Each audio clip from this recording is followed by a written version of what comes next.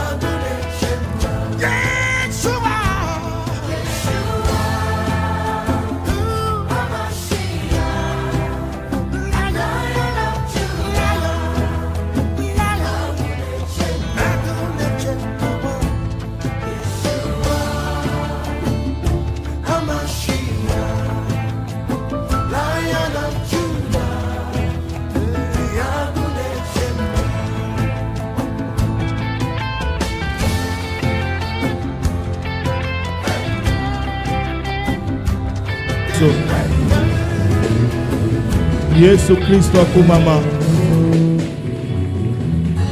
Amen. Batangeli biso Lévitique chapitre 17 du 10e au 14e verset. Soki Israélite moko chomopaya moko oyo afandaka na kati na bino ale makila ezala ndenge nini ngai yawe nakopesa ye tu akolongola ye na molongo ya bato ya Israeli papa te boboya ye ekelamu nyonso ezalaka na kati ya makila ngai yawe napesi bino nzela bosalela makila na mesa ya mabonza mpo na kozwa kolimbisi ya masumu na bino. Soki moto asali mabe ata ya ndenge nini akoki kosalela makila mpo abika papa te makila epesaka bongo. Yango wana nalobaki na Baisraelite boye moto moko te na kati na bino akoki kolia makila ezala Israelite to mopaya oyo afandi na kati na bino. Soki Israel moko to mopaya moko oyo afandaka na kati na bino abomi nyama to ndeke oyo baliaka esengeli kosopa makila na yango na mabele.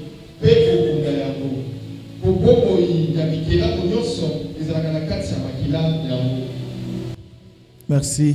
Tovandi tobeteli molimo mosanto maboko makasi.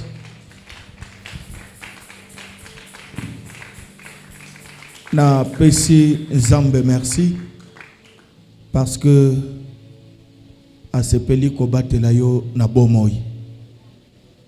Nzambe akumama po apesi yo nzoto makasi lokumu ezonga epai na Nzambe. Nazali kopesa yo merci po na mosali na ye ndeko nanga son éminence évêque Patrice oya njimili susu ke na pokwa ya lelo tozala liboso ya basantu potokoka kokabola mwandambo ya ngolu oyo Nzambe asali biso na mama ya likambo monene oyo ebengami le pouvoir du sang dans le monde des esprits. Nguya ya makila nakati na mokili ya milimo. Thème moko capital, thème moko oizali très important, thème oizali na mabomba mi ebele na kati na yango. Kasi ya motuya ezali ke yonanga tokoka kozala sensible pona koyoka voix ya Saint-Esprit na kati ya thème oyo. Nini molimo mo santo alingi alobananga. Molimo mo santo alingi ateyanga nini. Parce que ekoki kozala thème oyeye kaka pona tina délivrance na yo. Alors rezo senga que nyonso nkolo akoloba na kati na basali na ye okoka vraiment na kozala sensible pona kosimba yango. Zamba pambola biso. Monde des esprits ezali monde moko mystique. Monde des esprits, c'est tout un mystère. Ezali bombami. Bato mingi totangaka tolobaka le monde des esprits. Mais peut-être tozali commis ça la illusion et belé. À des fois tozo kanisa que c'est de l'utopie. Ezali monde moko imaginaire, ça n'existe pas. Le monde dango ezalaka ndenge nini. Oui, nazali ko rassurer yo que ezali monde moko c'est tout un mystère, ezali libombami. Et libombami wana oyo tozo benga monde des esprits, ezali te que na makasi na yo nde okoki koyeba yango. To na makasi na yo nde okoki ko découvrir yango. Mais ezali na lisungi ya molimo mo santo. Soki nzamba sepeli kofongola yo mabombami ya mokili ya milimo. Monde wana eza vrai. Ezali ko exister. Bato ebele basalaka effort na makasi na bango po ba pénétrer bakoka ko sonder monde des esprits. Mais ezali na makasi na batute nde bakoki ko découvrir yango. Biso église Nzambe asali biso ngolu na nzela ya molimo mo santo potokoka ko comprendre makambo oyo ezali na kati na mokili ya milimo. Apôtre Paul alobi nayebi mutu moko soki ezalaki na nzoto yo nayebi te, soki pe libanda ya nzoto yo nayebi te, akendaki tina lola ya misato, akendaki koyoka makambo oyo eza pasi pona koloba yango. Me ye akendaki tina lola ya misato. E moto oyo akendaka ti lola ya misato, moto oyo akendaka ko explorer le monde des esprits, c'était lui-même Paul. Eza na makambo oyo ya yokaki oyo pesameli na bato bakokana koyoka te. Me ye ayoki yango. Eza na makambo ya kokaki komona. Yango nazoloba que le monde des esprits ezali monde moko mystérieux. Ezali monde moko na makasi ya bonzoto tokokoka ko pénétrer yango te, tokokoka pe ko sonder yango te, soki molimo mo santo asali biso ngolu te.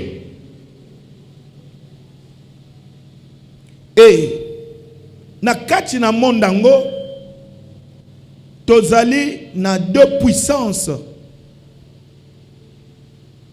Puissance ya liboso ezali ya créateur. Le Dieu créateur ou azali maître ya univers. Et deuxième puissance c'est le diable. Ou azali créateur te, mais azali kaka une créature. Et pour nous maîtriser makambo wana nyos ya monde des esprits, ezo senga que moto angwaza la paix spirituelle.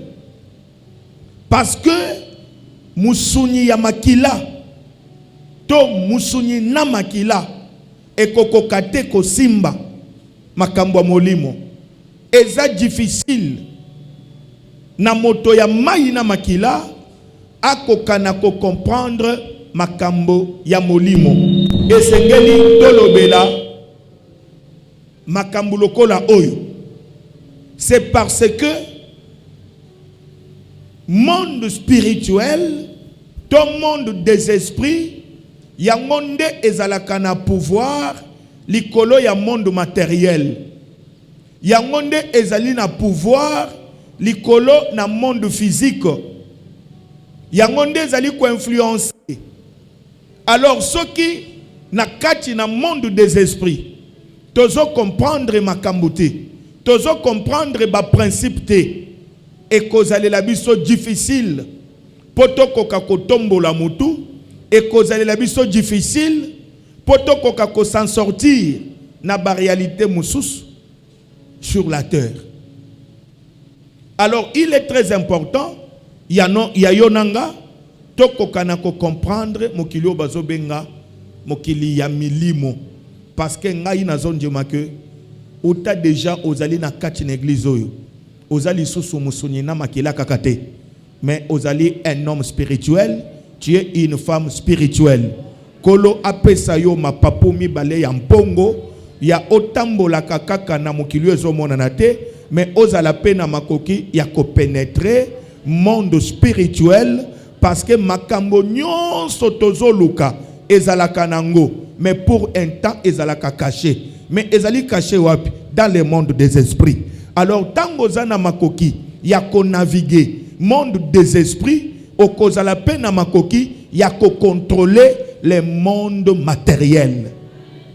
Nazolo bango nanga mon côté, parce que apôtre Paul azolo ba que notre vie est cachée en Christ, en Dieu, dans le lieu céleste.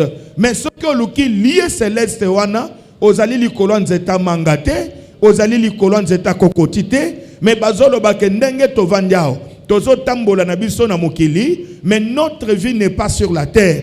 Notre vie est cachée en Christ, en Dieu, dans le lieu céleste. C'est-à-dire yonanga tozo vivre na kati na ba monde mibale.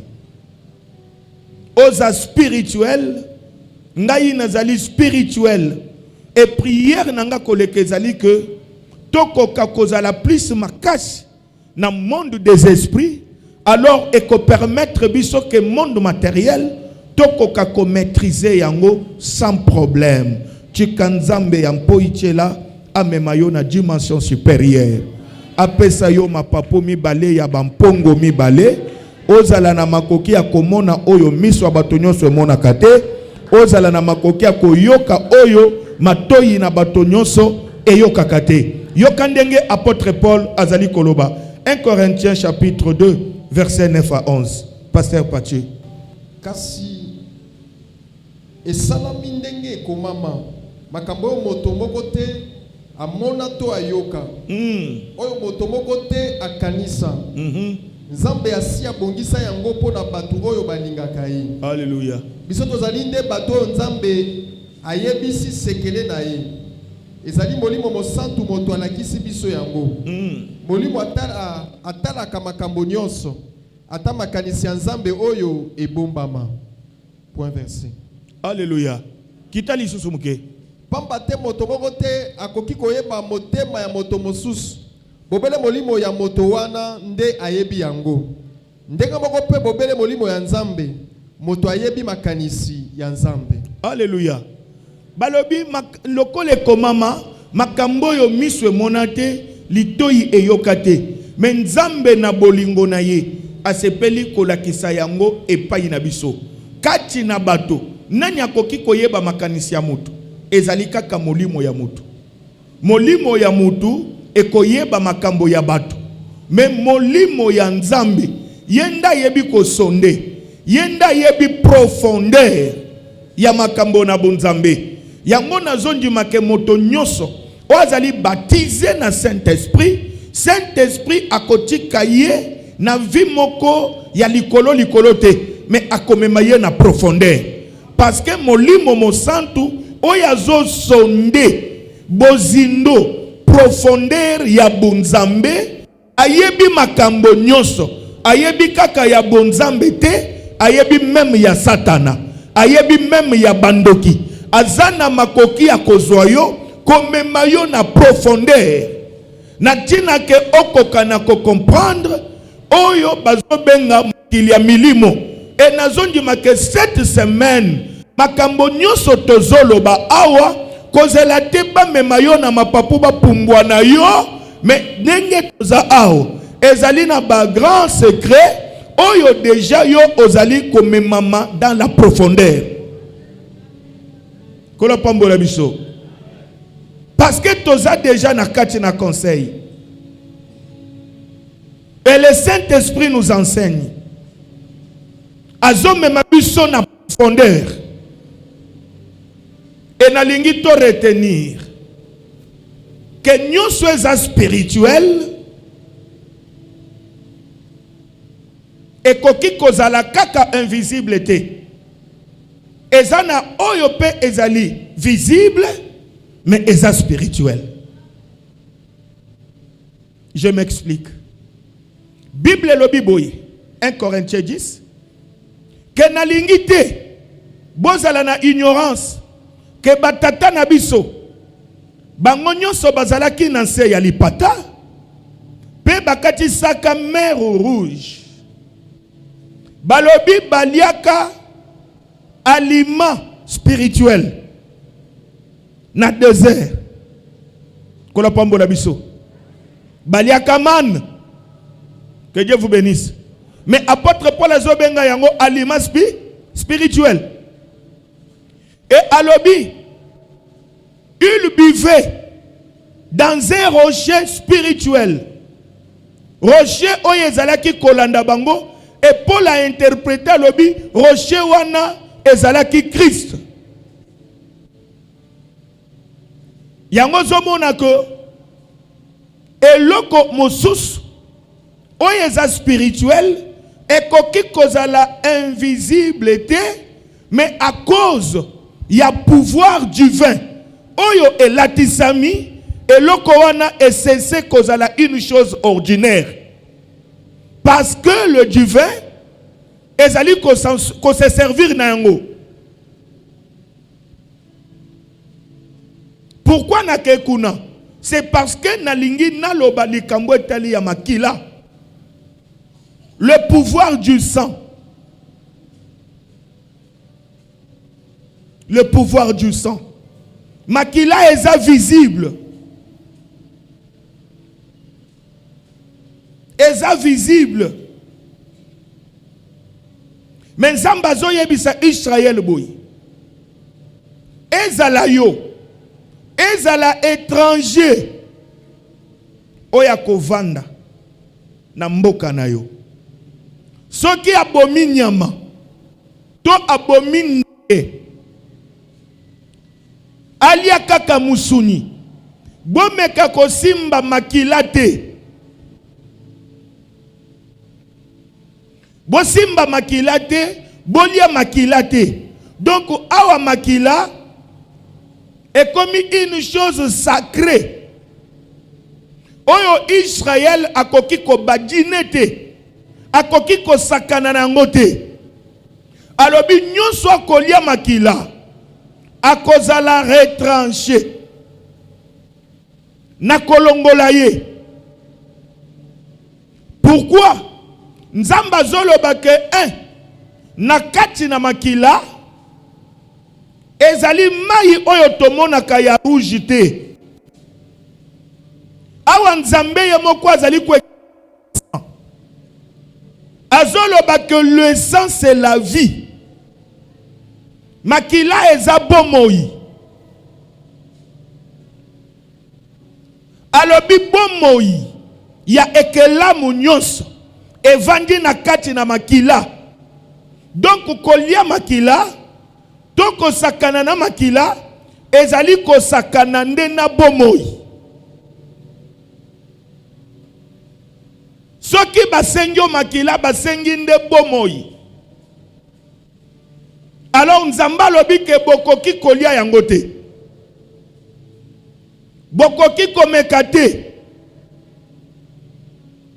Bokoti mola, bosopi makila, et puis bokundi. Abandi ko expliquer. Alobi premièrement, na kati na makila wana, nguya ya expiation, nguya ya bolimbisi, to ya kolongola mabe. Evandi na kati na makila. Alors Israël bakokaki jamais kolia le sang. Babandaki ko protéger yango parce que zali lo bananzambe. Kolo pambola biso. Mais tango tozota la pensée oyo. Na eimoko ya révélation. C'est là où nous disons comment Moïse a kokaki kopekisa Israël ke bakoki komela makila te, bakoki kolia makila ya nyama te. Mais tango tozoya na Jean chapitre 6 à partir ya 30e verset au bandi kokita ozoyo ka Seigneur Jésus-Christ azoya bisa ba disciple na ye, je suis le pain de du ciel. Pona kopesa bomo ina mokili. Moto oya kolia elongweli palobi, moto oya kolia musuni nangate. Moto oya komela makila nangate. Akobika te. Mais Moïse alobi, bokolia kaka musuni, bokomela makila te. Mais Jésus-Christ aya zoloba, oya kolia musuni na ngai te, oya komela pe makila te.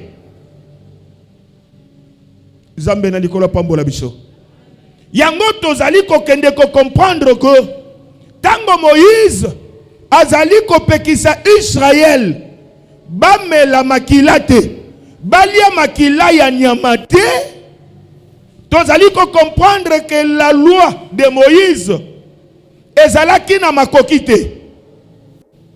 Ezalaki na pouvoir te. Yakobikisa. Parce que kopime la bato makila. Déjà olobi que la vie est dans le sang. Mais si la vie est dans le sang, laisse-moi manger le sang. Pona zovi oyezali na kachina sang. Mais alobi bolia makila te. Donc en quelque sorte Moïse a pime la kibiso vie. Apimela kibiso bomoi. Yango moni écriture ezoloba ke loi ekokaki komema na perfection te. Batu oyo bazalaki koyoka yango. Loi ekokaki kobikisa biso te. Moïse azalaki incapable à couper sa vie. Yango comment na couper sa loi koloba na ba souverain sacrificateur. Okoki kopusa na te pembeni ya ebembe.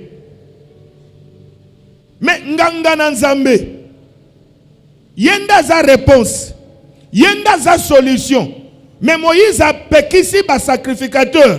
Alobi un souverain sacrificateur akoki kopusa na pembeni ya ebembe te à condition ebembe wana ezala ata ya proche parent na ye to ya moto ya famille na ye nde akoki kopusana. Mais il y avait une interdiction formelle pour un sacrificateur de s'approcher d'un cadavre.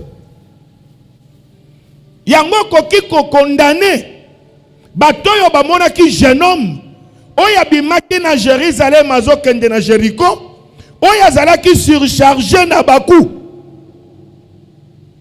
Tango souverain sacrificateur azoya atalié alobi akoki kozala déjà ebembe. Je ne peux pas m'approcher parce que loi et lobby na koki kopusana te. Le vite peut ailleurs, le vite a kopusana te. Mais le samaritain y a kokita.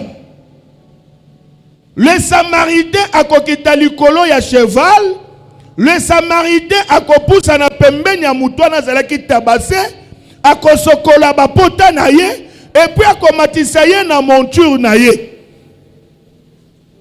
Par là, tu dois comprendre que le Samaritain, c'est le Seigneur Jésus. Oya boya ki gloire, andimi kokita, koya kokuta na biso, parce que biso to kufaki, à cause ya mabe na biso, à cause ya ba péché na biso. Selon Ephésiens 2:1, balobi vous étiez morts par vos fautes et par vos offenses. Déjà péché et bomaki biso, mais loi ezalaki na makoki te ya kopesa biso bomoi. Yango moni Moïse alobi bokolia nyama memakila bosimba te, c'est-à-dire la vie qui est dans le sang, bozana nous na droit na yango te. Mais que la gloire soit rendue au Seigneur Jésus-Christ. Tango Jésus-Christ azoya alobi esengeli bolia musuni, esengeli bolia pe makila. Pourquoi? Parce que kati na makila nde esika bomoi eza, nde omoni ba komparaka biso na aigle. Pourquoi? Parce que aigle alia kanyama oya polate, aigle alia kanyama mikufela te, aigle alia kanyama oye moko akangia panzi, parce que amelaka nde makila, apesa kabana na ye nde makila, parce que dans le sang il y a la vie. Il y a la vie. Loi ya Moïse ekokaki kozala kaka ombre, parce que makila ya banyama na ba ntaba na ba meme na ba pigeon ekokaki te ko réconcilier biso na Nzambe, ekokaki même te ko ôter péché.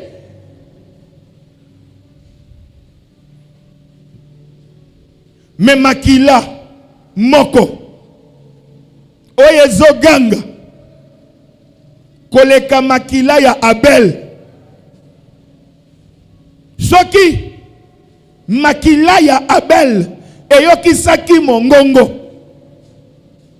mais ezana makila oyezo ganga kilelo koleka makila ya Abel. Na sacerdoce lévitique, souverain sacrificateur, chaque année abandaki kokota na nyama po aboma atangisa makila, atangisa makila, ezalaki boye chaque année. Mais le Seigneur Jésus-Christ oya ye lokola un souverain sacrificateur, n'attend oyo de la fin, banda akota tabernacle céleste, akota fois pour toutes. Et makila wana nde ezoganga ti lelo, ezana pouvoir ti lelo, le sang de Jésus. Ezali na pouvoir, na lobi bien ti lelo, lelo na kati ya église ya Seigneur, tozana ntaba tokosenga yote, tozana meme tokosenga yote, tozana pigeon tokosenga yote, tokosenga kayo pe makila ya mobali na yote, makila ya mwasi na yote, ya bana na yote, parce que zana makila moko ti lelo ezoganga, ezoganga même pona kuluna oyo nano bongoli motema te, ezoganga pona ndumba moko oyo nano bongoli motema te, makila wana ezoganga pona baye nyonso nano bapesi miteme epai na Yesu Kristo te. Alors makila eza na pouvoir.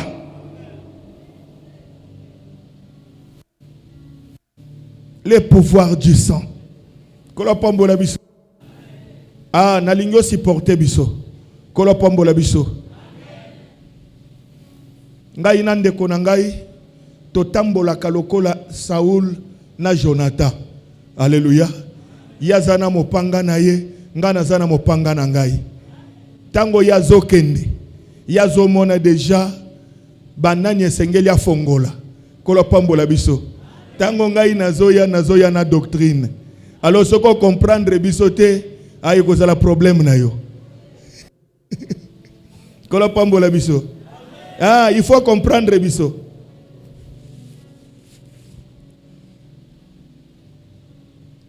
Makambo nazote ezali makambo oya yebi malamu.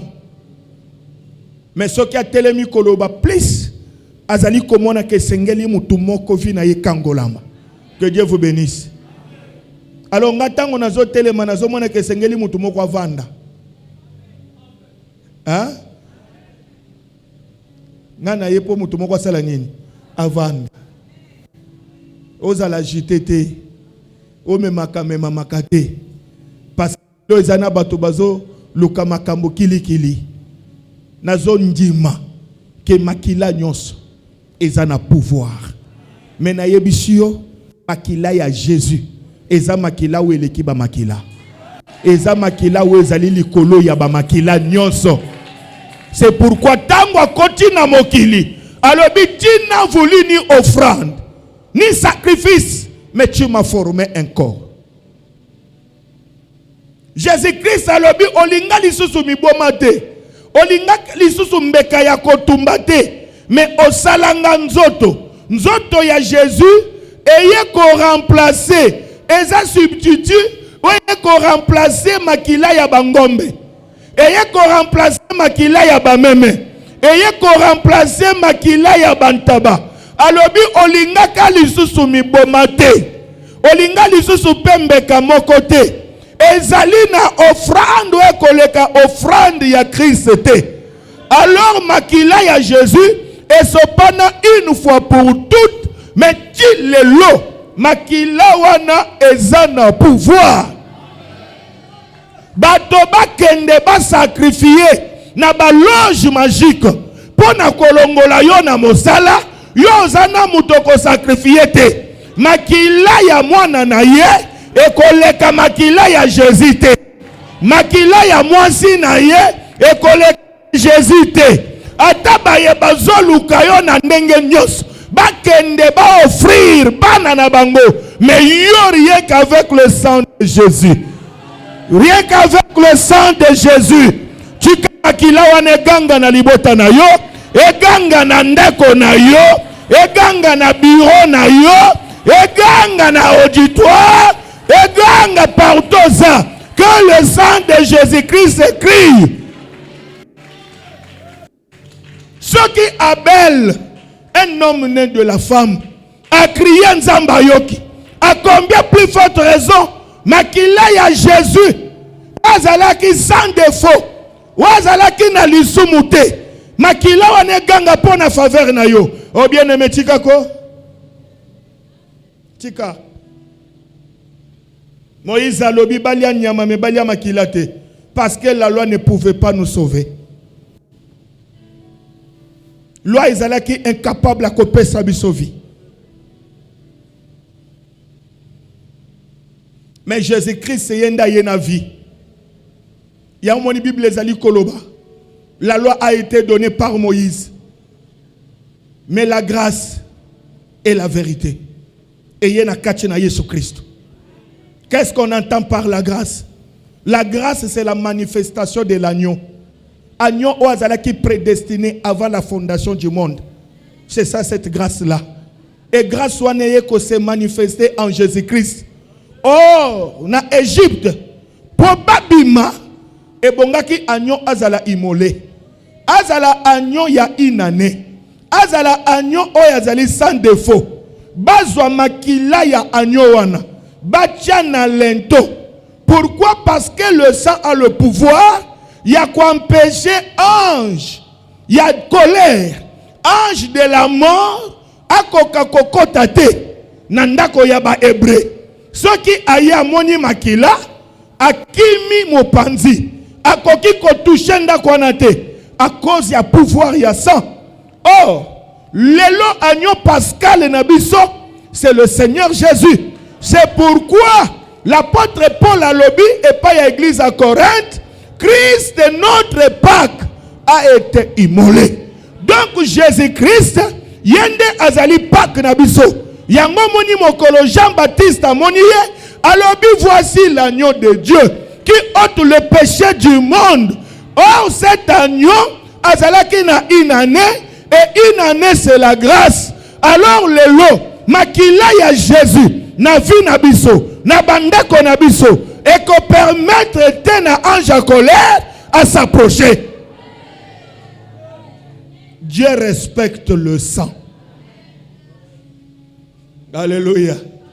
Tikana yebiso ke makila ezalaka police ya nzambe. Hein? Soki nzamba linga pusana amoni makila nzamba bangaka. Nzamba respectaka makila. Makasi.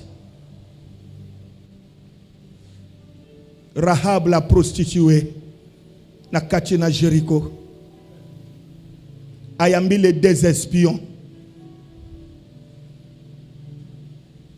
Ayambi bango, mwasi andumba. Ayambi ba espion.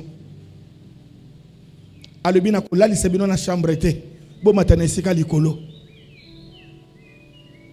Na simazolanda bango ayebisi bango. Toyoki makambo nzambe na bino asali. Et nazondima ki asia pesi bino déjà Jéricho. Parce que toyoki nzamba salela yo bato bayoka sango. Nzamba salela yo famille na yo bayoka. Nzamba salela yo quartier bayoka. Nzamba salela yo bandoki mosusu babanda kobanga. Nzamba salela yo banganga mosusu babanda kobanga. Nzamba salela yo bato babanga ka déjà. Rahaba bangi alobi toyoki oyo nzambe na wasali. Kasi mukolo bokoya bobosa na ngate bobosa na tata na ngaite bobosa na mama na ngate bobosa na bandeko na ngate. Intercession moko kitoko. Rahab azalaki na verset oye lobi crois au Seigneur Jésus, tu seras sauvé toi et ta famille. Lokola na yambi binomi balo na yambi. Je reçois la parole et le Saint-Esprit. Lokola bokoti na ndako nanga bokanisa tata na mama nanga. Mais yoka bango bazo yebisa ye osambeli bien. Mais koleka yebisa tata na yo mama na yo na bandeko na yo balongwa na bandako na bango baya kovanda na ndako ya yo. Nde oyo biso tozalaka incapable ya koyebisa baboti na biso na bandeko na biso. Zala sur na ndako yo vandaka. Parce que ndako ya yo nde kozala épargné na colère na jugement oyezoya. Et na zone de ndako na yo c'est la foi et victoire. Lokolo zana kati na ndako yo benga tata na bino, benga mama na bino, benga baleki na yo, naza ko interpréter te, benga vraiment gelor na bino, benga pichu, benga madon bino. Yebisa ye bima na binzambi nzambi. Bima bisika nyonso bozo kende kokota wana. Zalaka na fiera ko yebisa bango ke nzamba za kuna te. Tala douter. Yo so mona nzambe partout, nzamba za partout te. Nzamba za isika liloba na yeza. Et liloba na nzambe zaliao. Nzamba za wana nguya na ye nyonso. Yo ka batwana ba yebise nini? D'accord, mais à condition soki baye zwa singa ya motane, zwa fil cramoisi couleur rouge tia yango na ndako na yo. Biso tango tokoya tokomona singa ya rouge. Et tango tokomona singa ekozala signe ya koyeba ke ndako ya mbaki biso yango oyo. Pourquoi bachaki singa ya noir te? Pourquoi bachaki singa ya vert? Mais pourquoi seulement singa ya rouge? C'est parce que rouge est sa couleur ya sang. Et sa couleur ya sang. Jugement et koki koya pour le monde. Mais église est kozala épargnée. Et sa église oyezala qui rachetée par le sang du Seigneur Jésus. Laisse-moi te dire, eloko ebiki saka Rahab ezali kotubela na yete, mais ezali nde makila. Oyebi tango nzambe azotala makila ya Yesu, azotala sacrifice ya Jésus, na mabe na yo afiniki yango, aboyi kotangela yo yango, ndumba abiki. Ndumba abiki pona fil cramoisi. Ndumba abiki à cause ya sang. Loba nyonso koki koloba mena lola Rahab kozala. Et d'ailleurs sur la terre, kombo na ye ekota na généalogie ya Jésus. Okokuta Rahab mwasi ya ndumba kati na bakoko ya Yesu. Mais okota ndenge nini? Le pouvoir du sang.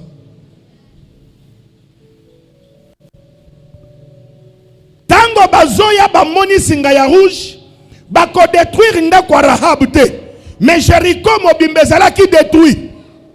Mais à cause ya sang, à cause ya makila, bakoloba botika ndako ya Rahab. Botika ndako ya Rahab. Et yena bato ndako na ye bazalaki sauvé. Bazalaki sauvé. Nazomona scène mususu. Jacob akimi na basi na ye. Na le na Rachel. Rachel kimata yo moko. Rachel akotia yibi bikeko ya tata na ye. Bakiti ya tata na ye. Rachel abimi na ngombangu. Là-bas ye akuti Jacob. Ayebisi ye. Loboko na ngeza na makasi. Ya kosala yo mabe. Mais soki nzamba tata na yo te wa yela kinga na butu. Jacob. Loboko na ngeza na nguya. Mais nzambe ya tata na yo. Lokumu esonge pa na Yesu Kristo. Pona tata na yo babanga yo. Pona alliance ya tata na yo bandokyo balinga kikoya babanga yo. Là-bas, ils ko reconnaître qu'il est assez fort pour faire du mal à Jacob. Mais ni t'était le Dieu de son père. Zamba mona faiblesse na yote. Mais Zamba mona alliance wa salana mosali na ye. Et tango azo mona alliance wana. Même bandoki ya famille na yo bazotala. Na kosala ye mabe me moto aza pembeni na ye. Na koki kofina fina ye. Mais mutu wana atika elili ya tata na yo tambola kana yo. Elili ya tata na yo tambola kana yo. Okanisa kake ozalaka yo comme ozayo moko te. Ata balingi basala lettre à révocation mon elili na ye bimi. Ata balingi ba décider divorce ba mon elili na ye ebimi. Et bato ba changer langage. Balo bato koki kosala ye otolingi. Mais soki nzamba tata na yete. Oh pepa pona lokomo na nzambe. Loba nzamba tata zala nzambe na ngai. Loba nzamba tata zala nzambe na ngai. Kola pambola yo. Yo kalaba continue na lisolo. Olio ki mata yo moko na basi na bana na yo. Ozwi na banzambe na nga. Ozwi na bikeko na nga okimi nango. Jacob alobi fouiller. Soko kuti bikeko sala oyo kokiko ko sala. Sala.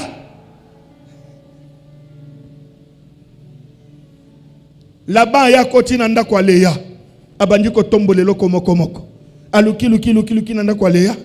Amoni le côté eloko ezawate. Rachel a comprendre que bazo ya ko fouiller. Rachel mbala moko azwi bikeko wana avandeli yango. Là-bas zo kota na colère. Kopusa na zo sana. Rachel ayebisie papa kopusa na te nazana tango na ngai ya makila. Tango kaka laba yoki makila abimi na ndako. Tika na yebisa yo. Mokolo ya jugement ata zamba ye na colère. Toko yebisa ye makila ya Jésus. Et tango azomona makila ya Christ ako supporter te. Makila ko tindika ye. Parce que Bible lobi vous autrefois païens bozala ki ba idolâtre. Bisonde ba idolâtre. Bisonde to vandela bikeko. Bisonde ba to banzambi mungu. Mais à cause du sang de Jésus, Zamba komona mabe na bisote. Akomona idolâtrie na bisote. Le pouvoir du sang. Yango ki Moïse ayebisi mwana mwasi. Alobi elenge mwasi nyonso na Israël. Soki akei okutana na mobali mbala ya liboso. Esengeli akende na dra ya pembe. Atanda yango. Po soki bakutani na mobali na sima. Elenge mwasi akongumba dra ya pembe. Akokende kopesa yango tata na ye. Tata na ye ndako protéger dra ya pembe. Po mukolo mobali akoloba. Mwasi oyo nakutaka ye vierge te. Tata kobimisa dra ya pembe. Kola pambola biso. Pona koyebisa mobali. Tala makila. Ozana likambo koloba te. O nzamba pambola yo. Na yebisio na miso ya bampaka. Mukolo wana toko telema. Toko yebisa Jésus. Foi et victoire bazo mérité. Tala makila. Loba biso toyambaka semence na yo te. Toyamba semence na yo. Tala makila. Ozana tante ya korejete biso. Ni ya konéglige biso. Bien-aimé, le sang de Jésus a un pouvoir que je ne peux pas t'expliquer. Kolopambola yo. Azondi maka tout moment. Yango moni Jésus-Christ alobaki quand vous allez prier, bo sambela bisambela sambela te. Suka ya prière na bino nyonso. Bo sala yango na kombo nanga. Alors tout ce que vous demanderez au Père à mon nom. Pourquoi à son nom? C'est parce que c'est lui qui avait versé le sang. Et à tout moment, quand nous citons le nom de Jésus, Dieu voit le sacrifice. Il voit le sacrifice. Alléluia. Bien-aimé, Jésus a zolo kumu pona musala kokisa na kwa ya Golgotha. Kolopambola biso. Oh, quand je pense à toi, Jésus, quand je pense à toi, mon roi, j'ai à moi l'œuvre de Golgotha. Ah, ah, Yema Jésus, quand je pense à toi, Jésus, Yema Jésus, quand je pense à toi, mon roi, je vois à moi l'œuvre de Golgotha. Ah, ah, ah. Nalinyo tombo la maboko no likolo. Oyebisa Nzambe merci. Pona musala ya Golgotha. Merci. Kati na Jésus tozana assurance ya sali.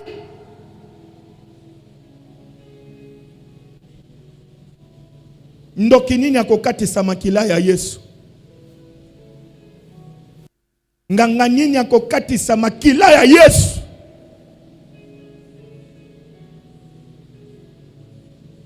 Yebisa ye merci.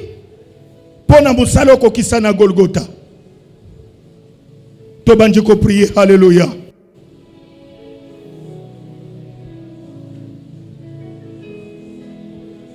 O Nzambe monene Jésus,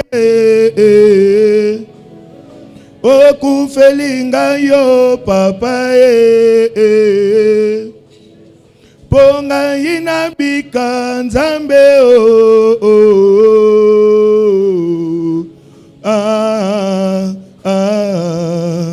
Yemba Jésus, quand je pense à toi, Jésus, Yemba Jésus, quand je pense à toi, mon roi, je vois à moi l'œuvre de Golgotha. Ah, ah. Yemba Jésus, quand je pense à toi, Jésus, Yemba Jésus, quand je pense à toi, mon roi, Jésus mon roi, je vois à moi les vrais de Golgotha, Golgotha.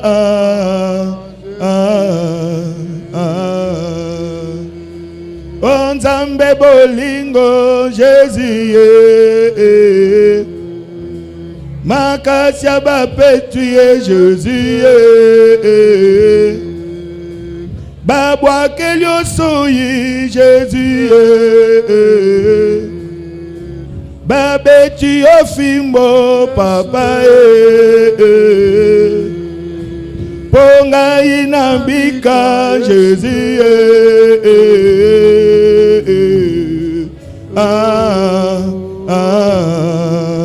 Yemba Jésus, pense à toi Jésus, Yemba Jésus, quand je pense à toi, mon roi, je vois à moi les vrais de Golgotha.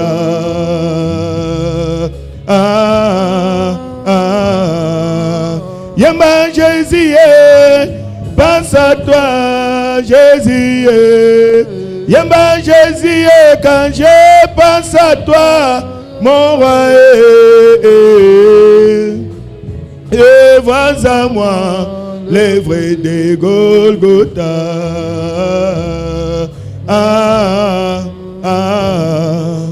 Yebisa na pokwa ya lelo mosala ya Golgotha ezala masolo te.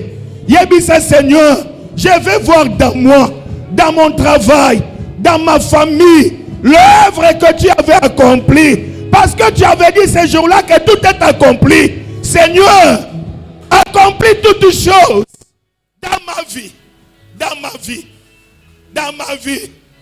Guérison, élévation, pardon, na Golgotha olombola, malédiction nanga, na lingena mona mosala ya Golgotha, na via bana nanga, na kati na mosala nanga, na kati na bitumba nanga, na mona mosala yo salaka na Golgotha, lisolo ya Golgotha ezala ya matoi te, mais lisolo ya Golgotha ezala vi nanga.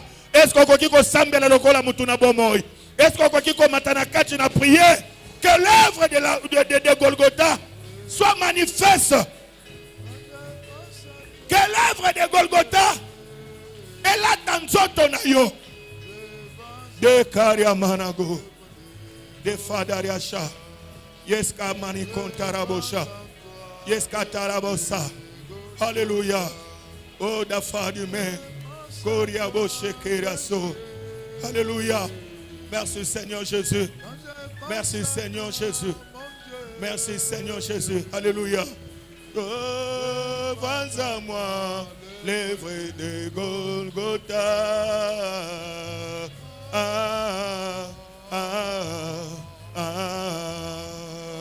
Babeti ofimbo Jésus, babwa kelioso yi Jésus, baseta maboko Jésus, bakati bilamba na yo, ponga inabika Jésus.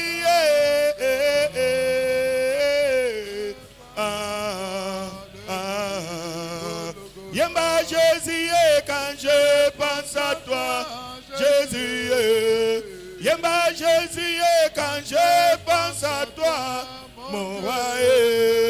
Jésus, mon roi, je vois à moi les vrais de Golgotha, Golgotha. Yemba Jésus, quand je pense à toi, Jésus. Yemba Jésus, quand je pense à toi, à mon roi.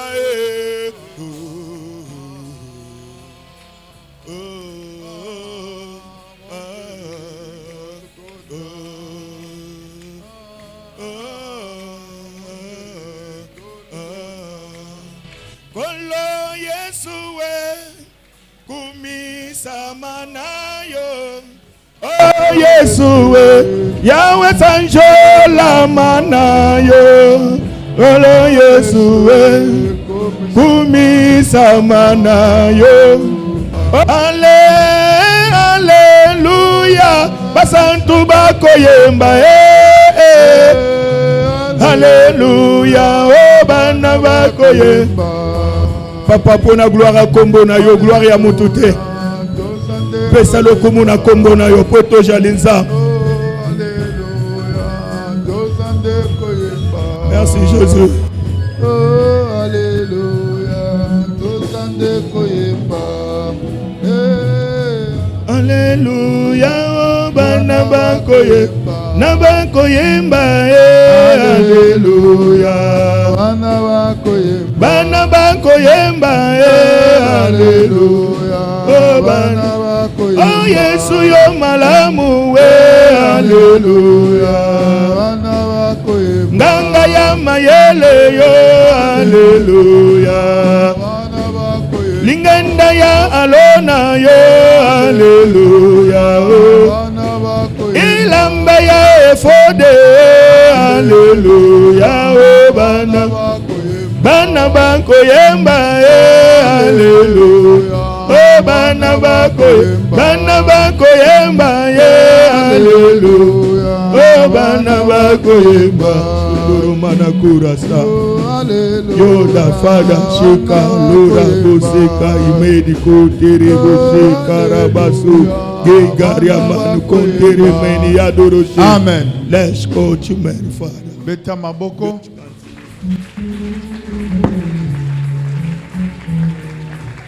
Merci wano betelinga to betela Yesu maboko.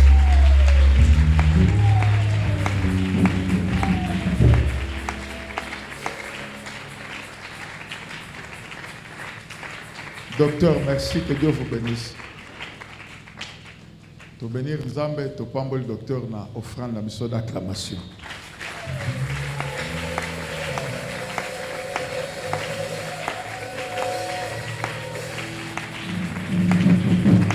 Yoka. Yoka. La vie est une question de décision.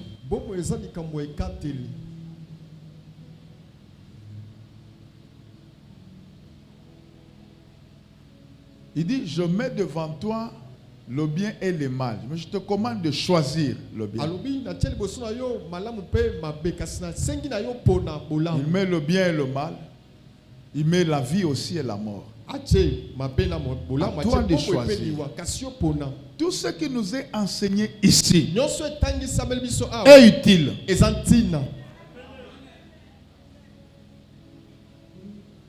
Pour notre croissance, notre percée, notre protection, notre domination. Laisse-moi te dire une chose. Quand vous allez chez un féticheur, deux personnes, je prends deux jumelles, okay? Pour que ça soit bien compris. Le jumeau A et le jumeau B. Tous vont voir un féticheur pour avoir l'objet C. Le même objet. A va. On lui dit, donne-moi autant de francs congolais ou de dollars. B va. Le féticheur lui dit, amène-moi ta maman.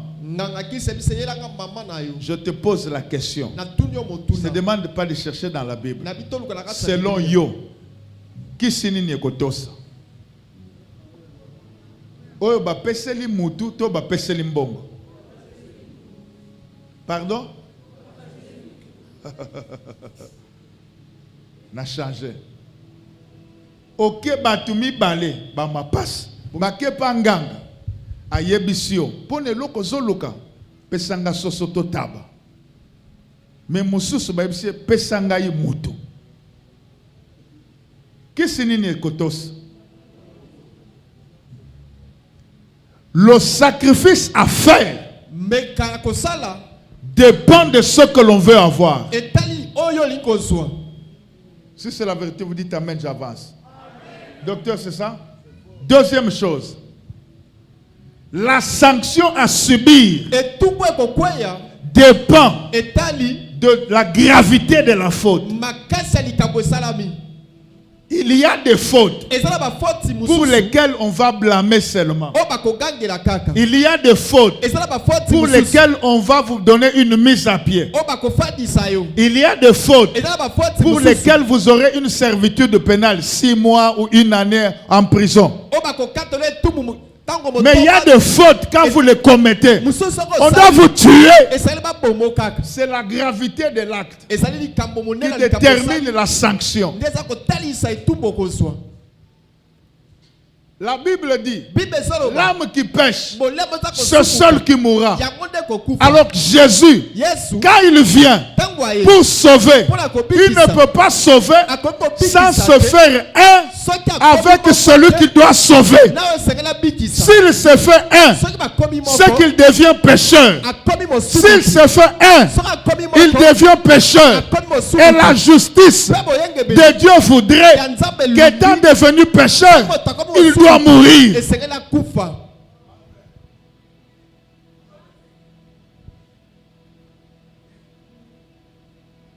Étant mort, Na kokufa il a tout accompli. akokisi Tous nyonso. les autres sont morts par lui, sont morts en lui.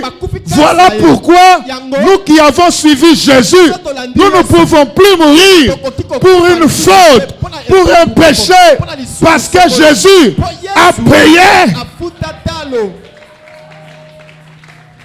Ma Bible dit, Bible vous ezoloba connaîtrez la vérité. bokoyeba La bosolo vérité vous affranchira. bosolo ekosilikola bino. Je rentre dans ce que le docteur a dit. nazonga no docteur alobi Le Dieu de docteur, nzamba docteur le Dieu de la Bible, nzamba biblia il dit, azoloba vous prendrez l'agneau, bokozonga na meme vous allez l'égorger. bokokata ekingo Il aurait pu dire, akwa koloba tirer le sang bopenda makila avec une kopenda. seringue. na seringue Mais il dit, kasi alobi égorger. bokata kingo C'est-à-dire, elingi koloba vous lui coupez la tête, bokati ye motu vous expiez.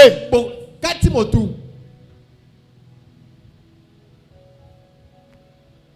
Je te mène quelque part parce qu'on va prier. Les hommes prennent le sang. bato bazozwa makila Tika alobi boy. Bokokota na kati ya ndako. Papa Zolanda. Na kati ya ndako. Bozwi makila botie. Alobi tango a Bible, tanga Bible malamu elobi lorsque l'ange exterminateur viendra. Hein? ntango anzoli mobumba koya C'est-à-dire l'ange de la destruction. anzoli mobebisi Il verra le sang, akomona il makila passera outre. akoleka pembeni C'est la vérité.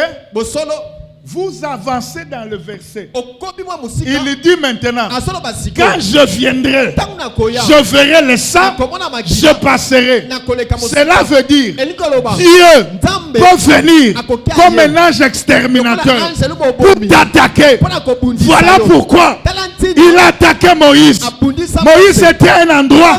Moïse dormait. Dieu, la Bible dit, il attaqua Moïse. abundisa Mose. Pourquoi Dieu Mpona nini qui Nzambe? appelle Moïse Oyo apenga pour Mose. entrer à Canaan, pour sortir le peuple, il l'attaque parce que Dieu peut t'attaquer. okoki kobundisa yo Pas pour grimacer, mpona kolengisa yo te tuer. mpona koboma yo. La femme de Moïse mwasi ya Mose averti, sensible, na bosimba na azana bolingo biloko. Mwasi ya nganga azalaka pamba te.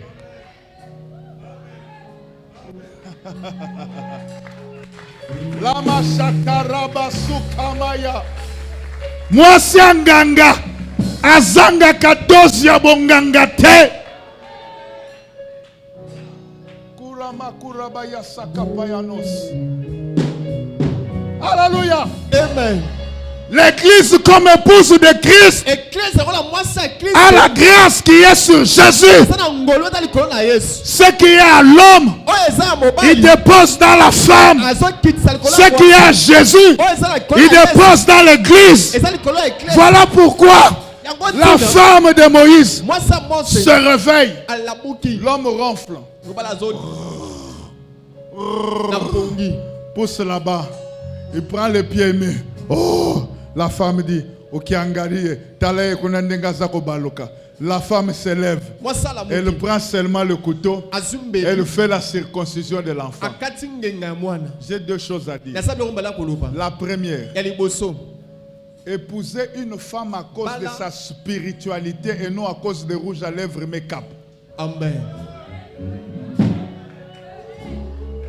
Alléluia. Amen. Soko ke kobala make-up okokufa.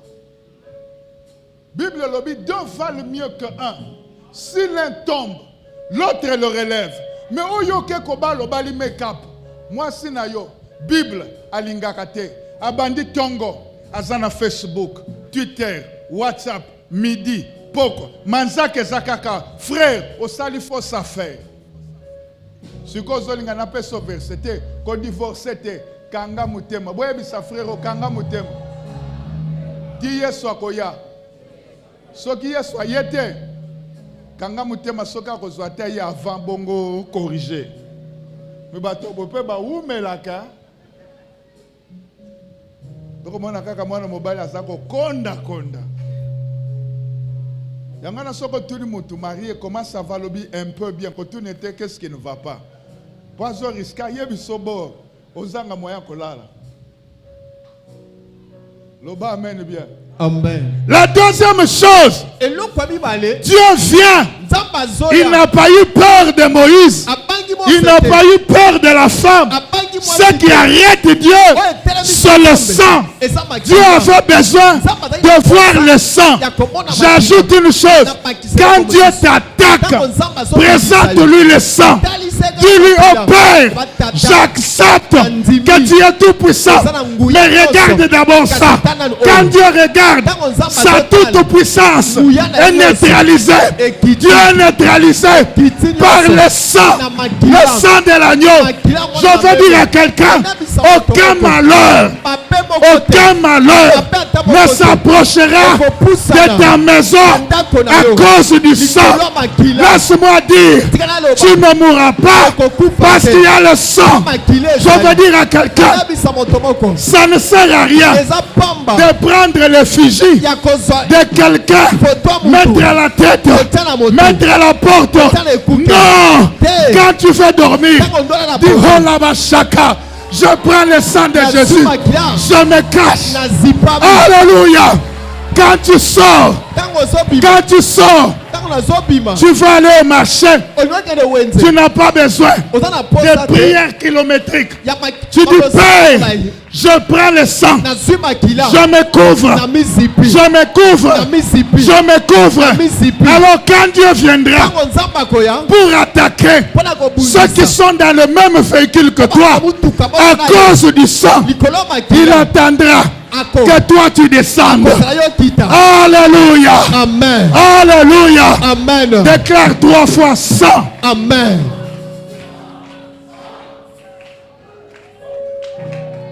Amen. Amen.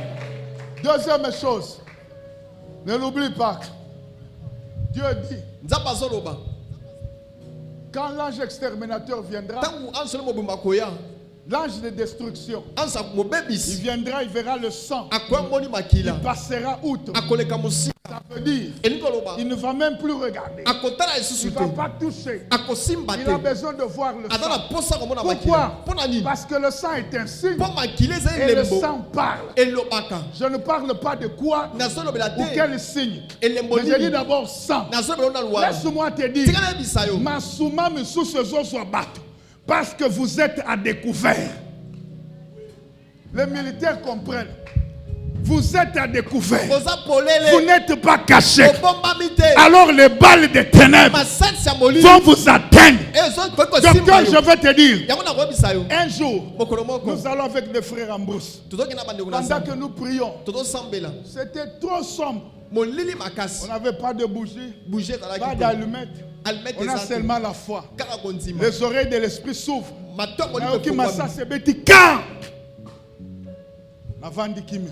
To continue na kemi balebeti ka na tuni bango boyoki nini mususu abe na yoki lokote mususu aloki mavandi ki manefsete bandoki bato bete biso masasi mi bale sika moko lobi papa ngai si moko si ezwi ngai.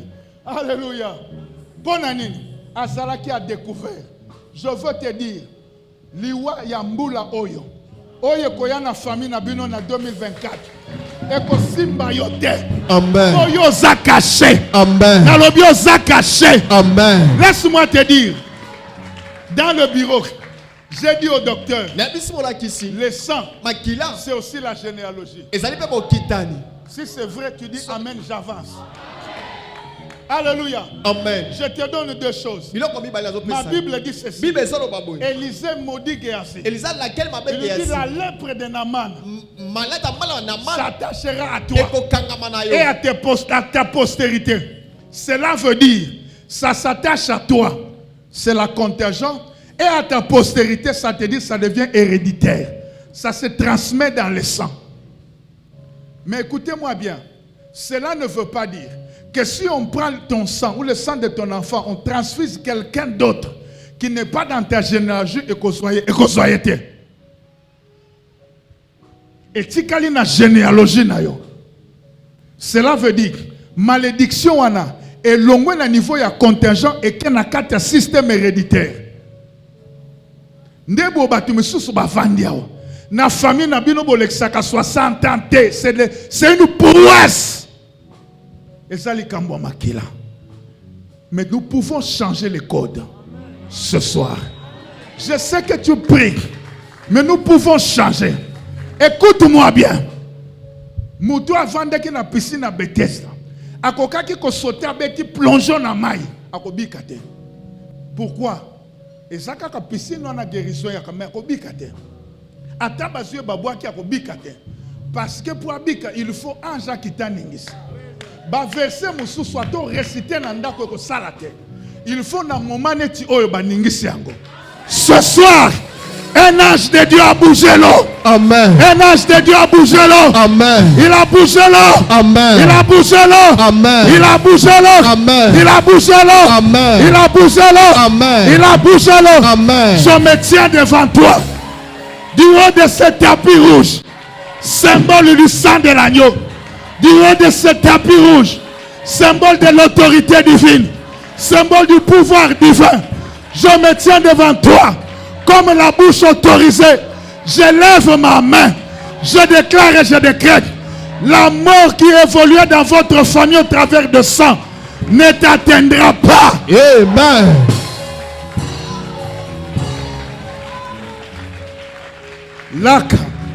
La mort qui était dans ta famille au travers du sang bouffera les autres, mais toi tu es à couvert. Amen. Je dis tu es à couvert. Amen. Tu es à couvert. Amen. Tu es à couvert. Amen. Tu dis amen et Dieu te couvre. Amen. Tu dis amen et l'ange de Dieu te soutient. Amen. Je peux parler à quelqu'un. Il y a des gens, leur famille ne produit que de belles femmes et de belles filles. Mais pour être marié, il faut d'abord ba baby siye. Et pas na bango ba vierge ba bala kate. Na famille na bango ko ba bala mutu faut ba zemisa ye.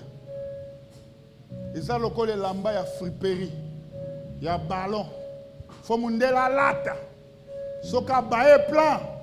Atie na kati ya colis et en Afrique. Mais à cause de service, n'a changé le code de la famille. Amen. N'a changé le code de Andaku na yo. Amen. N'a changé le code na elongi na yo. Amen. N'a changé le code na elongi na yo. Amen. N'a changé le code na elongi na yo. Amen. N'a changé na bombe na yo. Amen. N'a makila na Yesu Christo. Amen.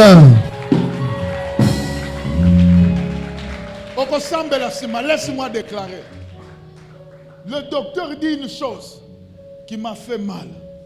Il dit, là-bas, beau-père, beau-père, il y a Jacob, Mazolande Poissale Mabe.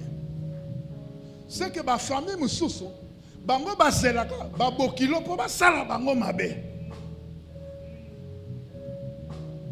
Moi nananga nano balite. Soki olingo kota na famille aboy. Ato sambela kite.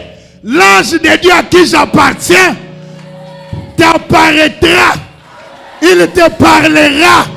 Il te dira n'entre pas dans cette famille-là. Amen. Dans cette famille-là, balia kabatu.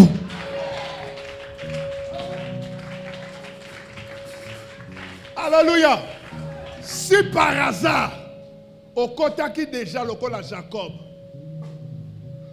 aux alisous n'angolo, Jacob a yeba quitté, mais ngolo ezalaki, alliance ya papa naï. Laisse-moi te parler, je ne mets pas de l'eau dans la bouche. Et un père spirituel, je ne dis pas des pères. Les autres peuvent être des mentors, des maîtres, mais un père, il n'y en a qu'un seul. Si tu as un père, le père est le géniteur, le père a la sémence, le père combat pour le fils. L'alliance du père te préservera la vie. Donc, Nazako déclaré, à cause de Makila na Yesu, Tangelanga na Lingala, pardon pasteur, combien? Apocalypse, chapitre combien? 5. Tangelanga verset 12. Natali lisusu pe na yoki mingongo ya banzelu ebele. Ça c'est Jean qui dit. Bazali bankoto na bankonto. Ah. Batelemi epai ya kiti ya bokonzi. Ah, yoka. Bongo basheribe wana minei pe bambuta mutu bazalaki koyemba na mingongo makasi. Yoka nzembo bazoyemba. Mwana na meme oyo babomaki yende azali moto. Kata. Mwana na meme oyo basalaki nini? Bakoboma sanke makile sopana. Sanke makile sopana. Yoka lokola makile sopani landa. Mwana na meme oyo babomaki yende azali moto ya kokoka. Ah. Pona kozwa nguya pe bomengo. Nguya, loba nguya. Ah, obukanitro loba nguya. Loba bomengo. Toke ya misato. Mayele. Loba mayele. Toke lisusu. Makasi. Makasi toke. Toke lisusu. Lokumu pe kembo. Loba lokumu. Loba kembo. Soko bandio ya libandeli. Okomona esali 7. Les 7 esprits de Dieu. Ça fait 7 na français soko tangue. Banda lelo. À cause ya mafuta. Pe makila na Yesu. Mafuta ya molimo. Pe makila Yesu asopi. Lokumu. Eya na vina yo. Amen. Loba, je refuse l'opprobre. Je refuse l'opprobre. Prions. Je te donne 2 minutes. Prie. Sambela. Eza na musala yo loba, je refuse l'opprobre. Prie. Ko sambela lokola musantu te. Je peux t'imposer ma main, maman.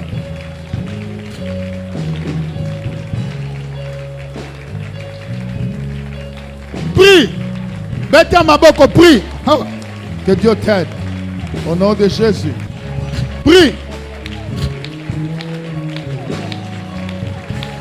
Prie.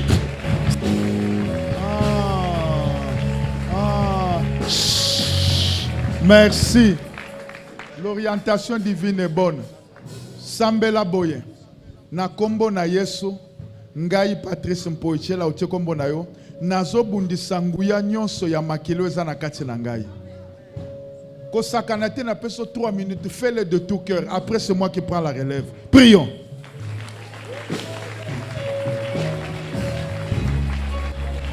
Nazo bundisa nguya nyonso oyo eza na kati ya makila. Makilo naza na yango.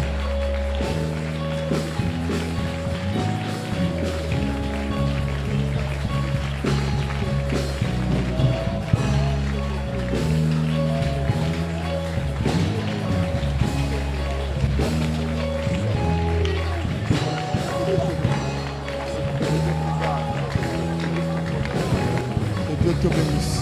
Que Dieu te protège. Dans le nom de Jésus. Que Dieu te bénisse. Que Dieu te protège.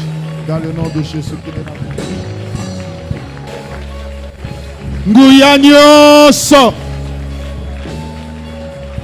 oyo eza na kati ya makila na yo bebisa yango.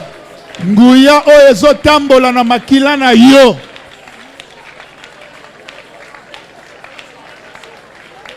ata oyebi yango te, Nzambe na bomoi ayebi yango.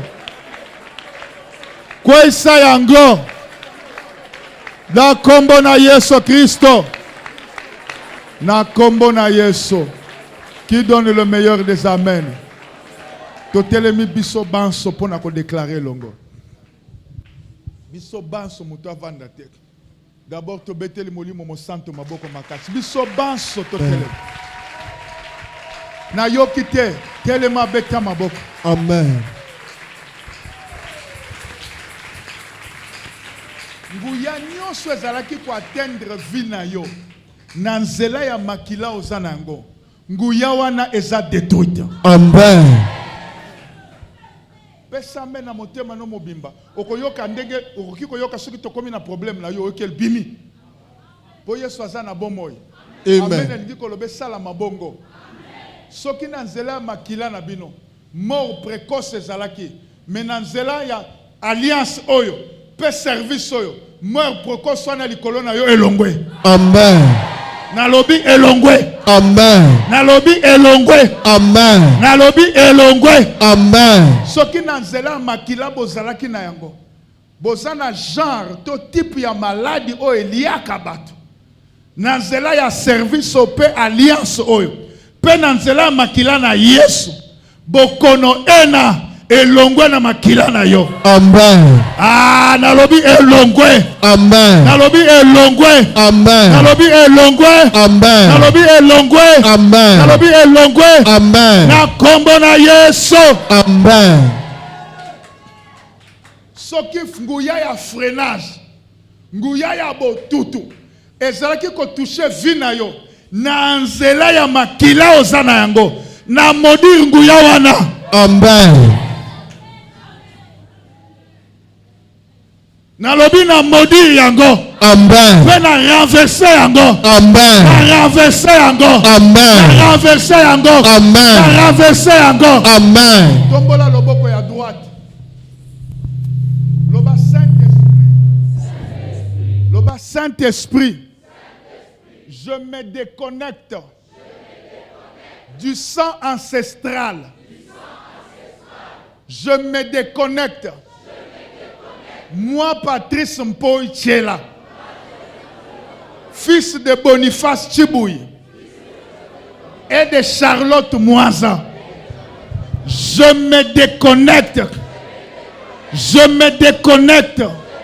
Sous cette alliance, je me déconnecte du sang coutumier, du sang ancestral et de tout son pouvoir. Au nom de Jésus, au nom de Jésus, au nom de Jésus, ce soir, volontairement, librement, je me connecte au sang de Jésus. Je me connecte.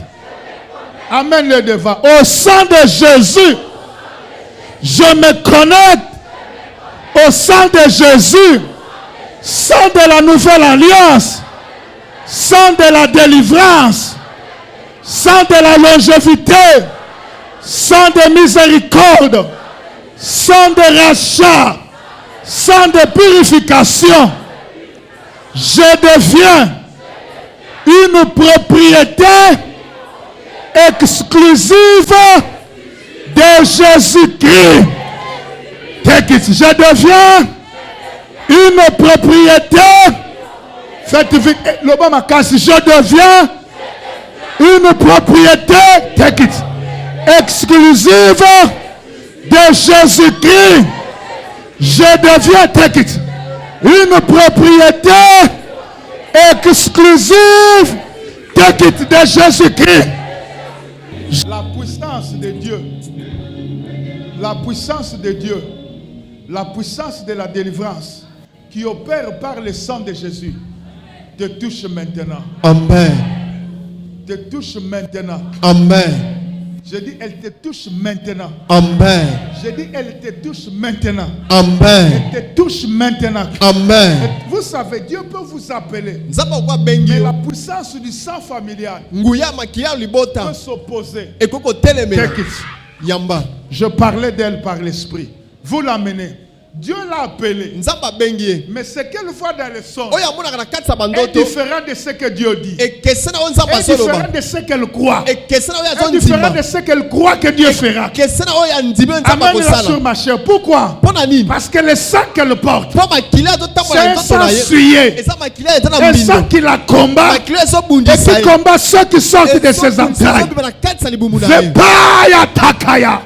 Au vent de la souva. amen Il veut de pleurs. amen Regardons semaine de plique. amen Le Saint-Esprit est ici. amen Il est le maître et le Dieu. amen Sois libéré dans ton sang. amen Take it. yamba Rabba Shakamando. Ora vide la poste. Egalia takaya. Rêve. Frère, amène-le. Rêve. amen Rêve. amen Regarde-moi, jeune homme. talanga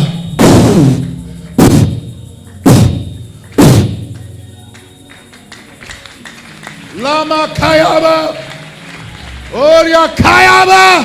amen Jésus est Seigneur. yesu Lève kolo la main droite. tombola loboko ya mobali Déclare Jésus est Seigneur. Take it. jésus est seigneur Jésus est Seigneur. jésus est seigneur Satan ne triomphera pas dans ta vie. amen Dis Jésus qui est Seigneur. jésus qui est seigneur Take it.